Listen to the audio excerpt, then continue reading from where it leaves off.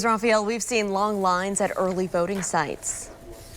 There's been a great deal of frustration, Lauren, as you know, among people who in some cases have waited as long as 7 hours to cast their ballot. WRTV's Political Insiders weigh in on the lack of more voting sites and the overall impact.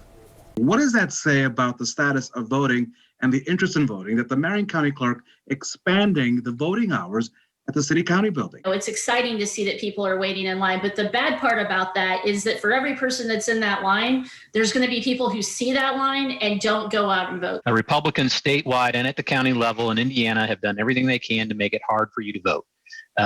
They only gave us 5 polling early satellite sites. Hamilton County has 6. We are a much larger county than Hamilton County, but because we're Marion County, we only get 5.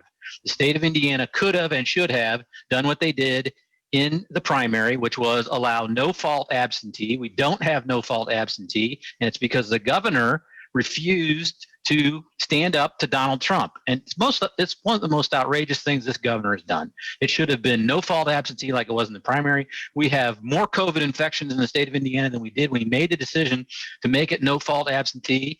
It's an outrage that people are having to wait 6 hours in Indianapolis to cast a vote.